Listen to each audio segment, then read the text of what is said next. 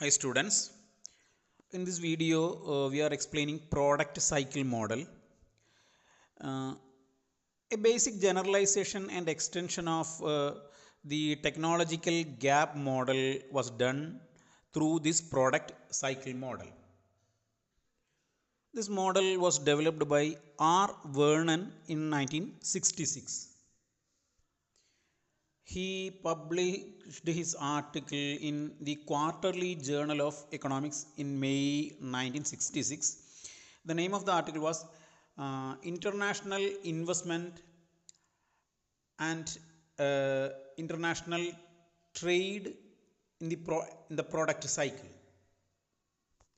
Once again, international investment and international trade in the product cycle. This was the name of the article published by R. Vernon in the Quality Journal of Economics in May 1966. According to this model, when a new product is introduced, it requires high skilled labor to produce it. Normally, advanced nations will have this high skilled labor and high skilled technology. That is, the introduction of new skills and new technology will be done by advanced countries. They will be having high skilled technology and high skilled labor, and they will be identifying new products and production processes. When this newly introduced product matures and acquires mass acceptance from the public, the product will become standardized. And when the product is standardized, it is possible to produce this commodity by mass production technique and less skilled labor. That is, at the initial stage, it is possible to produce and innovate a product that is possible only to high skilled and highly developed nations with high skilled labor. And when the product matures, it becomes the same technology is acquired by others, and when it get common acceptance and standardize the product, it is possible for small countries also to produce the product with less mass technique and less skilled labor power. At the initial stage, the production advantage with high skilled labor and high production process is enjoyed by large firms or industrialized nations. But later, this comparative advantage shifts from advanced nation to the less advanced nation, where labor is relatively cheaper. When less developed nation starts producing the commodity, most advanced nation will have a tendency to do foreign direct investment in these countries, and foreign direct investment move from innovating nations to the nations with cheap labor. Here the first argument made by Vernon is that high income and labor saving products are most likely to be introduced in rich nations, high developed nations. There are various reasons. Werner points out various reasons for this argument, and there are mainly three arguments for this. Three supportive reasons for this argument. First one is the existence of great opportunities for introducing new technology in developed nations. That means developed nations are having great opportunities for innovations and introducing new technology. Second one is the proximity to market and proper feedback from consumers for modification. Since the market of advanced countries are developed, it is possible to have enough market facilities, and proper feedback can be derived from consumers for modification and advancement of the product. Therefore, automatically new and advanced product will be produced by high developed nations. And third argument is that uh, uh, when we are introducing a new product, additional services are to be provided, and it is possible only in developed nations. That means proper servicing of the product and product sales and related services can be done in a well developed market, and that is possible only in well developed countries. That's why Vernon said that high in because of these three reasons, Vernon argued that high income and labor saving products are most likely to be introduced in rich nations. While comparing these two models, technological gap model and product cycle model, in technological gap model, they are giving importance to the time lag in imitation process. What is the time lag? That is being given importance in technological gap model, but in product cycle model, importance or stress is given to the standardization process, the process of standardization. According to this technological product cycle model, most industrialized nations are having a tendency to export non-standardized advanced technology products. They are exporting advanced technology products and importing products with less advanced technology. That is, industrialized nations are exporting non-standardized advanced technology products and import products with less advanced technology.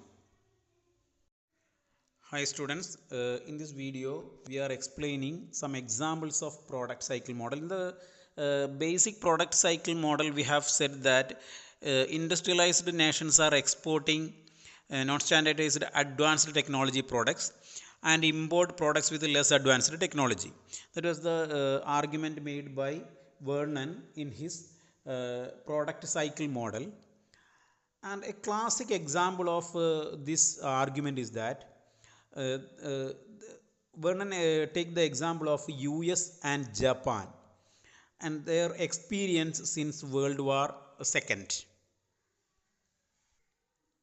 Just after Second World War, US firms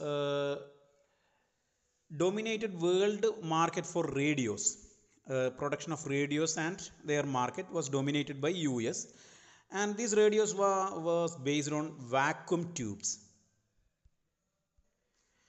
Automatically, after a few years, Japan copied US, and they are able to produce at a cheaper rate. The Japan were able to produce at a cheaper rate, utilizing their cheaper labor, and they started exporting radios even to US. Meanwhile, US recaptured the production of radio with the new development or innovation of transistors. But this also was copied by Japan in few years. But at this time, US introduced printed circuits for the production of radios or other electronic equipments. Then first US and then Japan were eventually by cheaper producers like Korea, Singapore, etc. were able to produce this commodity at a cheaper rate than US. A study conducted by W. Gruber, D. Mehta, and R. Vernon in 1967, that is the next year of initial Vernon study. These authors conducted a study in 1967 and published their article in the Journal of Political Economy in 1967. The name of the article was The Research and Development Factor in International Trade and Development. They considered research and development, expenditure on research and development as a proxy variable of comparative advantage, and analyzed the export performance of various countries. The result of this study was quite supportive to the basic technological gap model and product cycle model. Therefore, this study is one of the important empirical work or study related with technological gap model.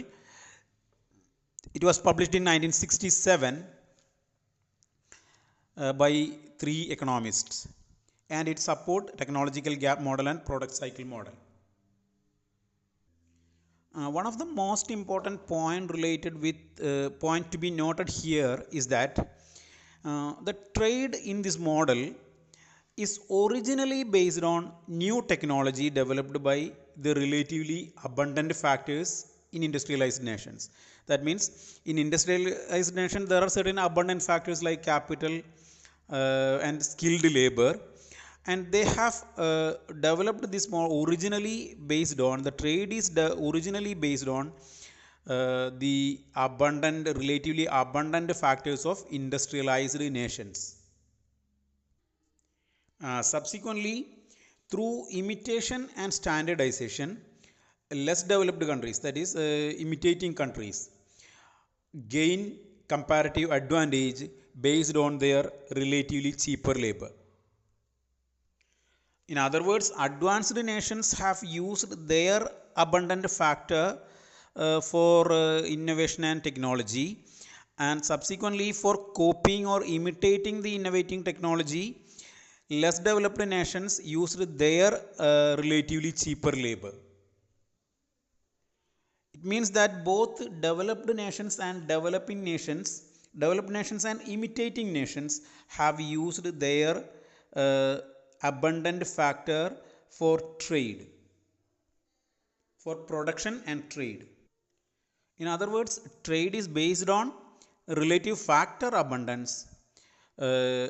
Technology among nations, technology is to be considered as the abundant factor, and this technology gives comparative advantage, and this technology, the differences in technology gives comparative advantage, relative advantage in trade among nations. That's why technological gap model and product cycle models are regarded as an extension of HO model. This is not a contradictory statement to HO model. HO model supports abundant factor and its relative advantage in trade. Here in technological gap model and product cycle model also they have analyzed the existence of abundant factor. In case of developed nation, they are having abundant technology, and in case of less developed nation, they are imitating developed nations using their cheaper labor, that is labor abundance. Therefore, HO model explains the static comparative advantage. We can say that HO model explains the static comparative advantage. That means there is no change in the existing factor endowments and factor abundance. But product cycle model explains dynamic comparative advantage. HO model is static. The same idea is used to explain product cycle model, and product cycle model is quite dynamic. That means the static nature of comparative advantage is explained in HO model, but product cycle model explains dynamic comparative advantage. Hello students, in this video we are explaining the illustration of a product cycle model diagrammatically or in detail. It is possible to analyze the product cycle model in 5 stages. In technological gap model we have classified it into 3, but here it is possible to divide the stages into 5. Stage 1 is the new product phase. At this stage, the entire production and consumption is being done by the innovating country. This is the stage 1. Stage 2 is the product growth phase. In product growth phase, production is perfected, and increased demand from innovating country and abroad is met by the innovating country. That means there will be increased demand from the innovating country itself and from abroad as well, and this increased demand is met by the innovating country, And innovating country here enjoys certain amount of monopoly because they are the only country, this country is the only innovating country, is the only country innovated this product. They are using the technology and they are producing and exporting to other countries. They are enjoying certain amount of monopoly. Third stage is the product maturity phase. In this product maturity phase, the product becomes standardized. In this stage, the innovating firm give license to other firms and other production unit, even in home and abroad. And abroad industries, abroad firms imitating the innovating country and starts production abroad. This imitation is normally done through the process of licensing. And imitating countries or other countries, small countries, starts producing the commodity of their own. Imitating country starts production for their home consumption. Fourth stage is the production standardization stage, or we can say that product decline stage 1. In this stage, uh, it is not necessary to have further development in engineering and technology. No further requirement of development in engineering and skill. Here in stage 4, the production of innovating country is decreasing and that of imitating country is on increase, because imitating country can produce the commodity with the same technology. No additional research and development, no additional skill and technology or engineering is required for production. Therefore imitating country is able to produce more, and when the production of imitating country increases drastically, the production of innovating country decreases. And next is the final stage, fifth stage, final stage, that is product decline stage 2. In product decline stage 2, sales by imitating country overtakes the innovating country. That means initially the quantity sold by the imitating country will overtake the quantity sold by the innovating country, and collapse of innovating countries market. Automatically innovating countries market collapses because cheaper product at a cheaper rate will be produced and exported by the imitating country. Even to the innovating country, they will start importing the product from the other imitating countries where the product is cheaply available. The quoted examples are stainless steel, razor blade, television, semiconductors, etc.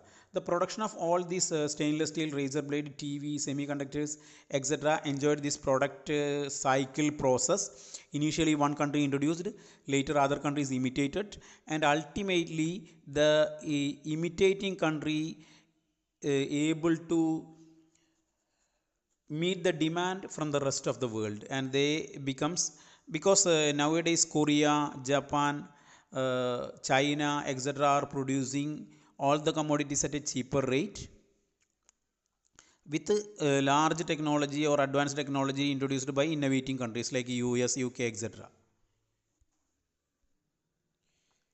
Now we can move to the diagrammatic explanation of this analysis.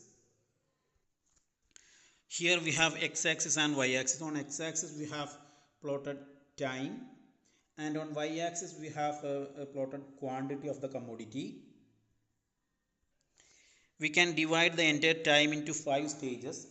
Here up to this period, stage 1, then stage 2, stage 3, stage 4, and after this fourth line, stage 5. We have shown different stages of production over time. Here we have to plot the conditions of both innovating country and imitating country.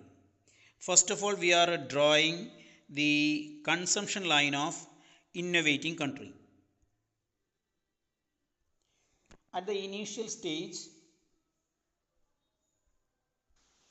We are going to draw the consumption line of innovating country.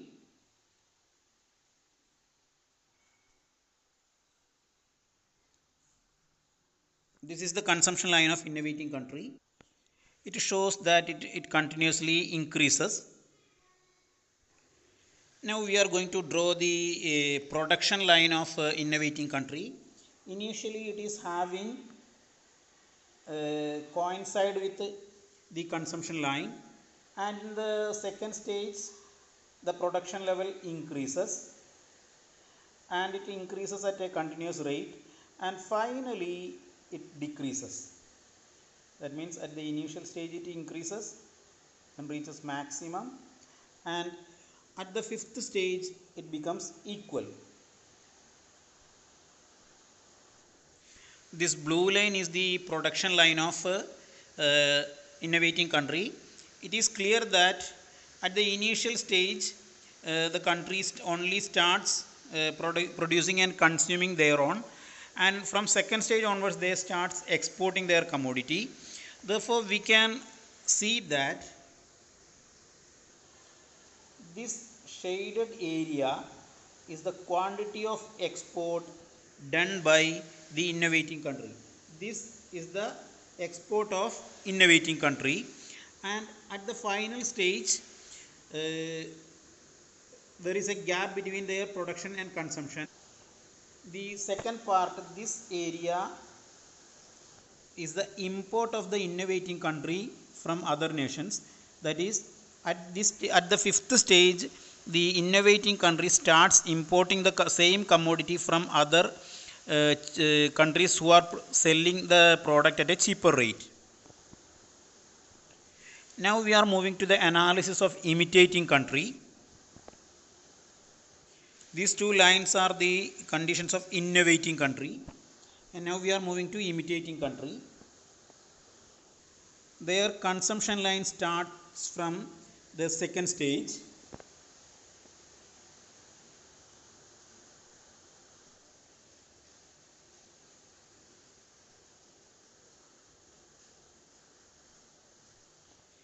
This line is the consumption line of imitating country. At the initial stage they start importing the commodity from the advanced developed innovating country. They start production from the starting of the third stage onwards. Their production starts like this, and it touches their consumption level at this stage, the end of the third stage. Then they are starting producing more of the commodity. This is the production line of imitating country. This shaded area is the import of imitating country. At the initial stage they are importing, and after a particular stage they are able to produce the commodity at a cheaper rate, and they are able to export the commodity. This shaded area is the export of imitating country. Therefore we can see that from second stage onwards the innovating country starts exporting the commodity up to fourth stage, and at the final stage they started importing the commodity from a cheaper country. Similarly, in case of country 2, that is imitating country, in case of imitating country they start producing the commodity from second stage itself. At the end of the third stage they are able to meet their entire consumption demand, and after the third stage, from fourth stage onward they start exporting the commodity to other countries of the world, even to the innovating country. Therefore through this we have established product cycle model, different stages of product cycle model. This is the diagram taken from Salvatore itself. It is clear from the diagram that consumption and production of innovating country is shown here. Consumption and production of imitating country is shown in the line. It is clear that from second stage onwards they are exporting the commodity. This is export.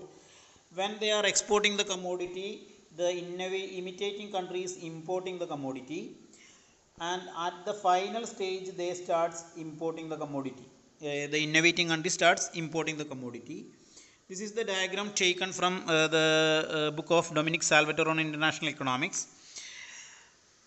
You can copy this to your notes. Copy this diagram. To conclude, we can say that nowadays the diffusion lag has shortened drastically. Uh, the time lag in product cycle has decreased drastically. Compression of product life cycle, this is known as compression of product life cycle. Nowadays, with a short span of time, imitating countries are able to imitate rich, developed, advanced, technically developed countries in for their production process and production techniques and even new products. When the time for imitation is shortened, imitation lag is shortened, the rich countries are able to enjoy their benefits of comparative advantage and international trade only for a short span of time. In order to overcome this, nowadays developed nations and most of the industrialized firms are doing certain activity. The industrialized nations are nowadays outsourcing their process of production, even their production unit, to other nations with less developed countries, or with countries with less cost of production. Thus they are able to overcome the drawback of losing comparative advantage, or they can retain comparative advantage for long period by outsourcing the process of production to other countries with less cost. This is the end of the session.